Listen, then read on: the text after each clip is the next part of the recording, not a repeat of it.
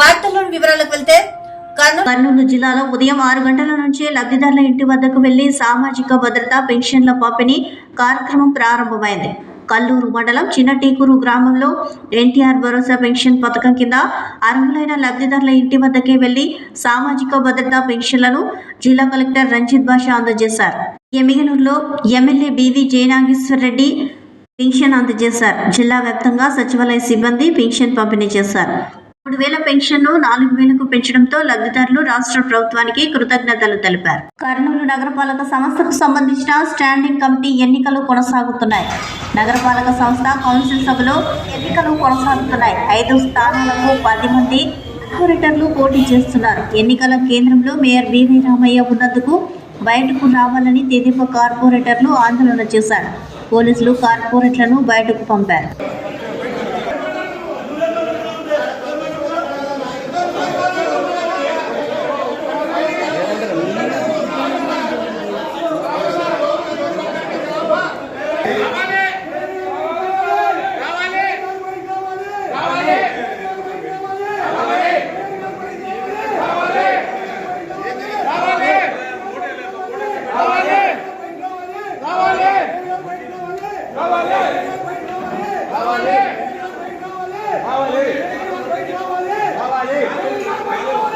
SC వర్గీకరణకు అనుకూలంగా సుప్రీంకోర్టులో తీర్పు రావడాన్ని ఎంఆర్పీఎస్ మాజీ రాష్ట్ర నాయకులు లక్ష్మణ స్వాగతించారు.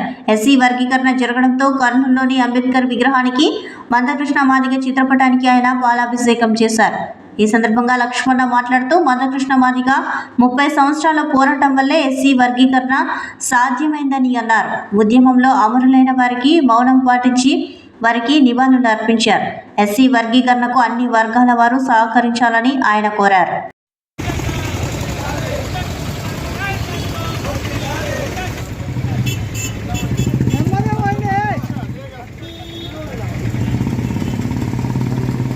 పిఎస్ ఆధ్వర్యంలో మందకృష్ణ మాదిగ గారి నేతృత్వంలో మరి మోడీ తీసుకున్నటువంటి చొరవతో సుప్రీంకోర్టులో వేసినటువంటి కమిటీ మరి 7 యొక్క ధర్మాసనం ఈరోజు మాదిగ జాతికి ఏబిసిడి వర్గీకరణ అవసరం అని చెప్పేసి తేల్చి చెప్పి మాదిగలకు మరి వర్గీకరణ జరగాలి, ఆయా రాష్ట్రాలే మరి వాటిని అమలు చేసే విధంగా తీర్పు ఇవ్వడం అనేది చాలా గర్వించదగ్గ విషయం. మా యొక్క శ్రమ ఎంతో 30 సంవత్సరాలు మందకృష్ణ మాదిగ గారి నాయకత్వంలో పనిచేసి మరి మాదిగలో యువకులు మరి మహిళలు ఎంతోమంది అమరవీరులైనారు. ముఖ్యంగా ఆ అమరవీరులకు ఈరోజు ఉండింటే ఎంతో సంతోషం వ్యక్తపరిచే వాళ్ళు మరి ఫ్యామిలీలకు లోటు చేసి మరి యొక్క ఉద్యమానికి కూడా పాటుపడి అమరవీరులైనటువంటి మా జాతిలో మరి ఆహుతి అయినటువంటి వారి కోసం, యువకుల కోసం మరి యొక్క విజయాన్ని వారికి అంకితం చేస్తూ మరి ఎంతో శ్రమ తీసుకున్నటువంటి మరి మందకృష్ణ గారికి అంకితం చేస్తూ జాతి విజయంగా భావిస్తూ మేమంతా మరి ఎంతో ఈ శ్రమ పోసినటువంటి యొక్క ఫలితమే నేడు వర్గీకరణని. మరి ఈ వర్గీకరణకు అమరవీరులైనటువంటి వారి కోసం ఒక్క నిమిషం పాటు మరి మౌనం అంగీకరించాలని చెప్పేసి దేశవ్యాప్తంగా అమరవీరుల కోసం మరి వారి యొక్క స్తూపాల కోసం మనమంతా కూడా శ్రమించాలి. వారి యొక్క ఫ్యామిలీలు కూడా సంతోషించదగ్గ విషయంగా భావించాలని చెప్పేసి గుర్తు చేస్తూ 1 నిమిషం పాటు వారికి మొట్టమొదటిగా వారికి విజయాన్ని అందించడం కోసం వారికి జోహార్లు తెలియజేస్తున్నాం. జోహారు ఎంఆర్పీఎస్ అమరవీరులకు. ఎస్సీ వర్గీకరణకు అనుకూలంగా సుప్రీంకోర్టు తీర్పు వెలువరించడంతో కర్నూలులో న్యాయవాదులు హర్షం వ్యక్తం చేశారు. న్యాయవాదుల సంఘం కార్యాలయం ముందు మాదిగ లాయర్స్ ఫెడరేషన్ ఆధ్వర్యంలో సంబరాలు చేసుకున్నారు. మందకృష్ణ మాదిగ కృషి వల్లే ఎస్సీ వర్గీకరణ సాధ్యమైందని వారు తెలిపారు. మాదిగలకు చాలా మేమంతా అభినందన తెలపరుస్తున్నాం. ఏది ఏమైనప్పటికీ ఈ దేశంలో ఒక స్పష్టమైనటువంటి రాజ్యాంగ పరిధిలో ఉన్నటువంటి ఎవరైతే బలహీనులుగా గుర్తించబడినటువంటి కులాలు ఉండవో ఆ విషయంలో సామాజిక న్యాయం జరిగిందనే మా యొక్క అభ్యర్థన. మా అభ్యర్థను గత 30 సంవత్సరాలుగా కోర్టును ఆశ్రయించి మరి వేచి చూచి ఉత్తర భారతదేశంలో, దక్షిణ భారతదేశంలో మందకృష్ణ గారి నాయకత్వం న్యాయ వ్యవస్థలో ఉన్నటువంటి సామాజిక న్యాయం ఒక కీలక అంశాన్ని ఈరోజు సుప్రీంకోర్టు వారికి తీసుకుపోయిన విషయం ఈరోజు తీర్పు మాకు అనుకూలంగా రావడము, అలాగే రాష్ట్ర ప్రభుత్వాలకి డైరెక్షన్ ఇవ్వడము మాకు చాలా అభినందనం. ఏది ఏమైనప్పటికీ భౌగోళికంగా మరి క్షుణ్ణంగా భారతదేశంలో లౌకిక బాధము అనే అంశములు ఇమిడి ఉన్నటువంటి వివిధ బలహీన వర్గాలకు సంబంధించినంత వరకు దామాషా ప్రకారంగా మాదిగలు భారతదేశంలో ఎక్కడైతే ఉన్నారో ఆ విధంగా దామాషా ప్రకారంగా రిజర్వేషన్ అందియాలనేసే మందాకృష్ణ గారి నాయకత్వం యొక్క మంచి ఆలోచన. ఆయన పోరాట ఫలితంగా దేశంలో ఉన్నటువంటి ఉమ్మడి ఆంధ్ర రాష్ట్రంలో ఎంతోమంది ఉద్యమాలు చేసి జైలు పాలై వాళ్ళ కృషి కొంతమంది మరణించడం జరిగింది. విద్యార్థులు వాళ్ళంతా కృషి ఫలితంగా గుర్తించినందుకే ఈరోజు సుప్రీంకోర్టు 7 మంది ఉన్నటువంటి ధర్మశాస్త్రం ఒకరు తప్ప 6 మంది కీలకమైనటువంటి ఇచ్చినట్టు తీర్పు రాష్ట్రాలకు అధికారం ఇవ్వడము మేమెంతో అభినందిస్తున్నాం. కాబట్టి అల్పెరిగిన పోరాటాలు చేస్తూ మాదిగలు ఊవెత్తున ఎన్నో పోరాటాలు చేస్తే ఈరోజు సుప్రీంకోర్టులో 7 మంది ధర్మస్థంతో కూడుకున్నటువంటి జడ్జిమెంటును ఈరోజు చరిత్రలో ఒక నిలిచిపోయింది. మాదిగలు సుదీర్ఘమైన పోరాటంలో సాధించిన ఫలితమే ఈరోజు సుప్రీంకోర్టు యొక్క ఫలితాలు. ఈరోజు జనాభా నిష్పత్తి ప్రకారంగా ఈ ఉమ్మడి ఉన్నటువంటి రాష్ట్రంలో వివిధ కులాలు 59 కులాలు ఉన్నటువంటి ఉపకులాలకు కూడా జనాభా నిష్పత్తి ప్రకారంగా విద్య, ఉద్యోగ, సంక్షేమ రంగాల్లో రాజకీయాల్లో కూడా మా వాటా కావాలని చెప్పి నిరంతరమైన పోరాటం చేస్తే ఈరోజు సుప్రీంకోర్టు ఇచ్చినటువంటి దాంట్లో విద్య, ఉద్యోగ, సంక్షేమ రంగంలో రాజకీయ రంగంలో కూడా మా వాటా కావాలని చెప్పేసి ఆ తీర్పు వచ్చింది. కాబట్టి మాదిగలు యావత్ రాష్ట్ర వ్యాప్తంగా హర్షం వ్యక్తం చేస్తూ అటువంటి తీర్పును కూడా మాదిగలు స్వాగతిస్తున్నాం. కాబట్టి ఈరోజు మాదిగల లాయర్ ఫెడరేషన్ తరఫున కూడా సుప్రీంకోర్టులో న్యాయవాదుల తరఫున కూడా ఎన్నో పోరాటాలు చేస్తూ ఆ సుదీర్ఘమైన పోరాటాన్ని మళ్ళీ తీసుకొని అంటే 2000 నుండి 2004 వరకు 20,000 ఉద్యోగాలు సాధించినప్పుడు అంటే 2 దశాబ్దాల పాటు నేటి వరకు కూడా ఎన్నో ఉద్యోగాల్లో కోల్పోయినటువంటి చరిత్ర మాదిగలకు ఉన్నది. కాబట్టి ఇప్పటికైనా సామాజిక న్యాయం జరిగిందని చెప్పి మాదిగలం హర్ష వ్యక్తం చేస్తున్నాం. ఎస్సీ వర్గీకరణకు అనుకూలంగా సుప్రీంకోర్టులో తీర్పు వచ్చినందుకు కర్నూలులో ఎంఆర్పీఎస్ నాయకులు సంబరాలు చేసుకున్నారు. ఎంఆర్పీఎస్ ఆధ్వర్యంలో కర్నూలు కలెక్టర్ కార్యాలయం ముందు బాణసంచ కాల్చి మిఠాయిలు పంచుకున్నారు. 30 సంవత్సరాల సుదీర్ఘ పోరాటం వల్ల ఎస్సీ వర్గీకరణ సాధించామని అన్నారు. ఎస్సీ వర్గీకరణకు అనుకూలంగా వ్యవహరించిన దేశ ప్రధానమంత్రి నరేంద్ర మోదీ, రాష్ట్ర ముఖ్యమంత్రి చంద్రబాబు నాయుడుకు వారు ధన్యవాదాలు తెలిపారు. బడుగు బలహీన వర్గాల ఆశాజ్యోతి మానశ్రీ మందాకృష్ణ గారి నేతృత్వంలో 1994 జూలై 7న ప్రారంభించినటువంటి పొగడు పోసుకున్నటువంటి ఈ ఉద్యమం మరి అంచెలంచెలుగా తారస్థాయికి చేరువ వర్గీకరణ పోరాటంలో ఎందరో అమరులయ్యారు.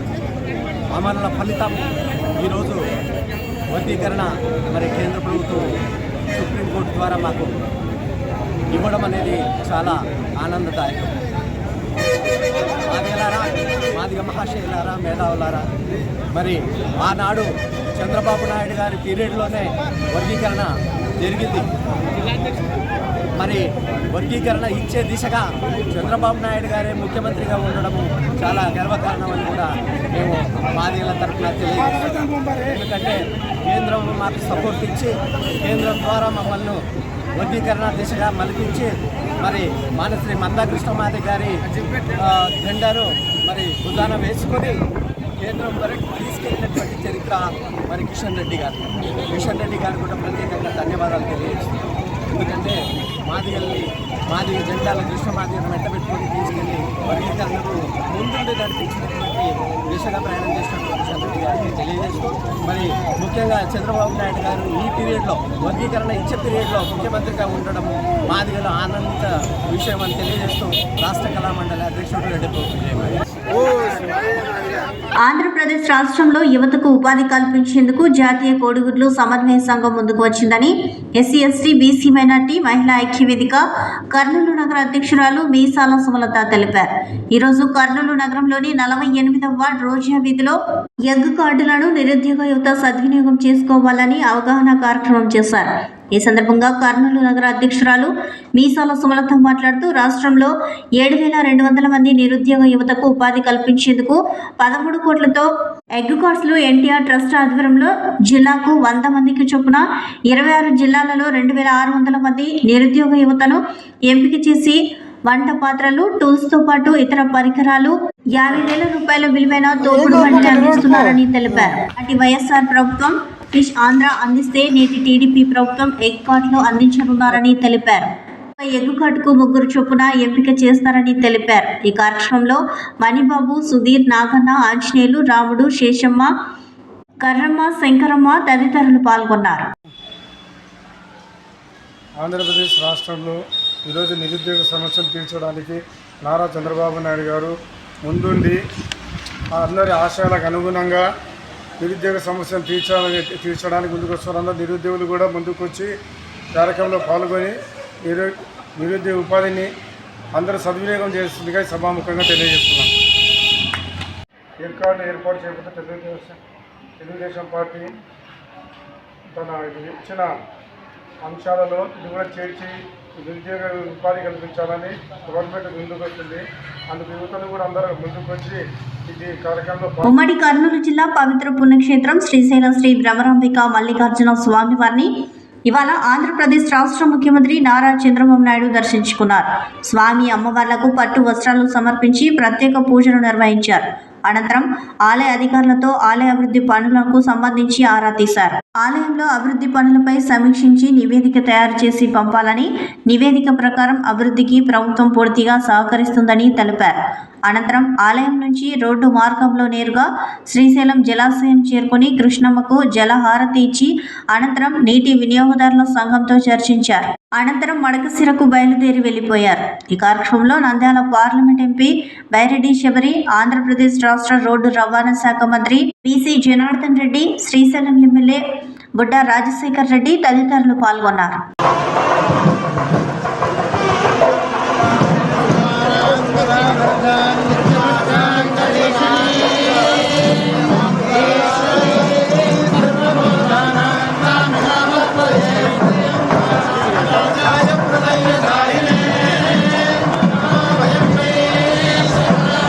కర్నూలు నుండి అమరావతి వరకు నేషనల్ హైవే రోడ్ నిర్మాణం చేస్తున్న గుత్తేదారునిపై చర్యలు తీసుకోవాలని సిపిఎం రాష్ట్ర కార్యదర్శి వర్గ సభ్యులు ప్రభాకర్ రెడ్డి, సిపిఎం జిల్లా కార్యదర్శి గౌస్ దేశాయ్, జిల్లా నాయకులు రాధాకృష్ణ, రామకృష్ణ, నారాయణలు డిమాండ్ చేశారు.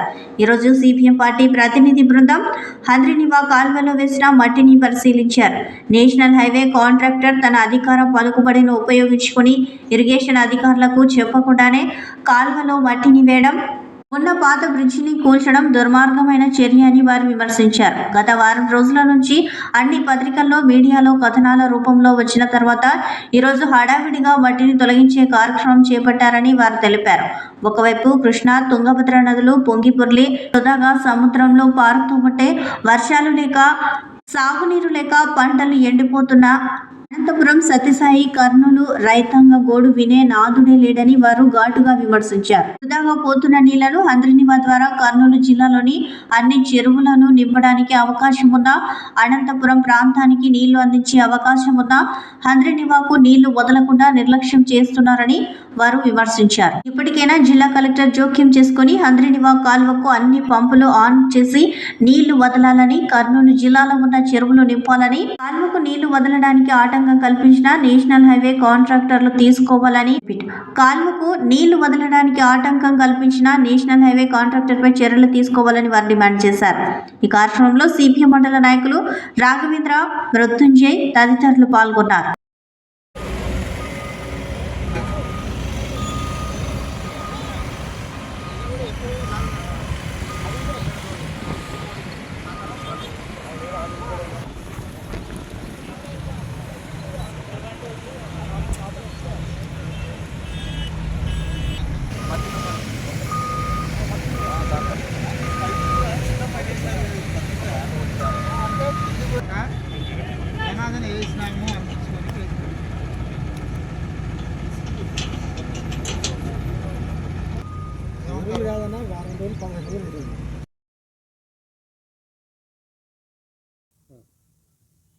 కర్నూలు జిల్లా గార్గేపురం, బ్రాహ్మణకోట్కూరు మధ్య ఉన్నటువంటి హంద్రినివా కాలువలో ఇప్పుడు మనం ఉన్నాం. ఈ కాలువకు అడ్డంగా మట్టి కట్ట వేసి నేషనల్ హైవే పనులు చేస్తూ ఉన్నారు. మేము హంద్రినివా అధికారులను అడిగాం, ఈ రకం మట్టి కట్ట వేసేటప్పుడు మీ అనుమతి ఉందా అని చెప్పేసి అడిగాం. అనుమతి ఉంది, అయితే జూన్లోగా పనులు పూర్తి చేయాలి. ఆ లెక్క జూన్ చివరి నాటికంతా ఎలాంటి ఆటంకం లేకుండా క్లియర్ చేసి మాకు ఇవ్వాలనేది కండిషన్.